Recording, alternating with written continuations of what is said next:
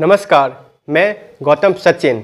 मैं काफ़ी सालों से देख रहा हूँ राहुल गांधी मान्यवर कांशीराम साहब को भारत रत्न दिलवाने की मांग कर रहे हैं। इसी कांग्रेस ने बाबा साहेब भीमराव अंबेडकर को भारत रत्न के लायक नहीं समझा, उनका हमेशा बहिष्कार किया है। आज हम इस वीडियो में जानेंगे कि बहुजन समाज के प्रति कांग्रेस के कैसे विचार रहे हैं। संविधान निर्माता डॉक्टर अंबेडकर की जयंती आने वाली है, तो अब सारे कांग्रेसी उन्हें श्रद्धांजलि देंगे, उन्हें माल्यार्पण करेंगे। लेकिन क्या आप जानते हैं कि चुनावों में नेहरू ने कैसे डॉक्टर अंबेडकर की ईवीएम को हैक किया था? नेहरू ने कम्युनिस्ट पार्टी के साथ मिलकर कैसे बाबा साहेब को बेईमानी से चुनाव में हराया? जी हाँ, डॉक्टर अंबेडकर थे भारतीय चुनावी इतिहास की पहली धांधली के शिकार। तो बात 1952 की है। देश का पहला आम चुनाव हो रहा था। डॉक्टर अंबेडकर नेहरू मंत्रिमंडल से इस्तीफा दे चुके थे और उत्तरी मुंबई से चुनाव लड़ रहे थे। उन्हें हराने के लिए नेहरू और कम्युनिस्ट पार्टी ने हाथ मिला लिया।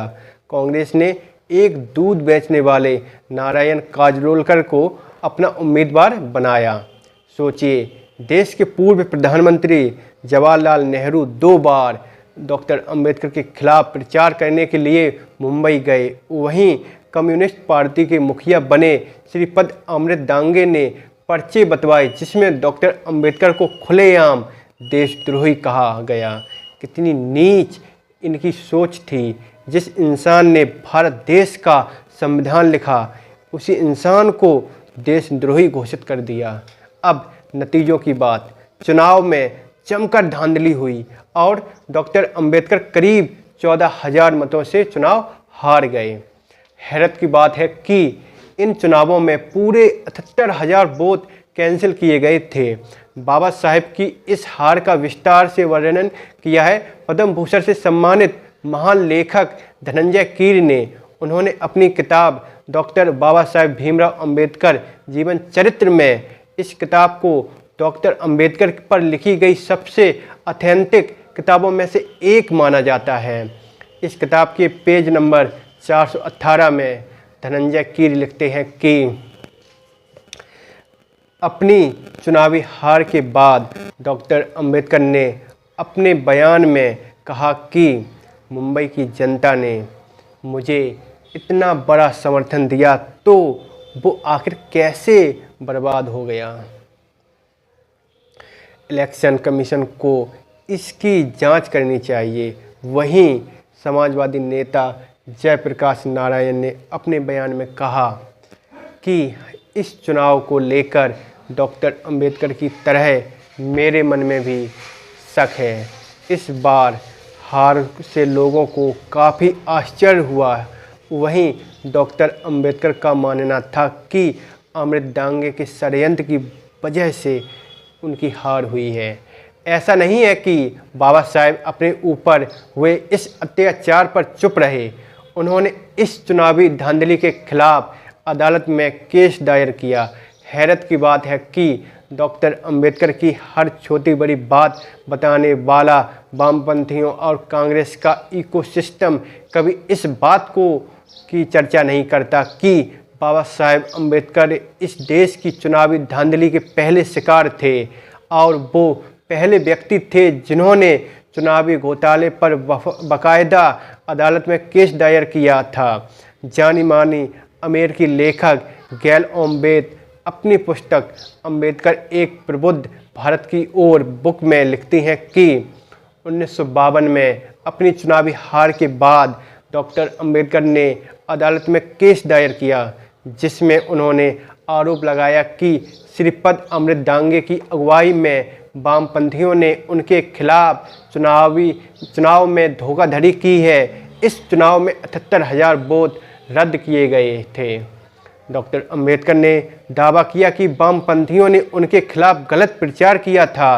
अब आगे सुनिए, वो और दर्दनाक है। चुनाव हारने के बाद बाबा साहब को गहरा सदमा लगा। वो बेहद बीमार रहने लगे।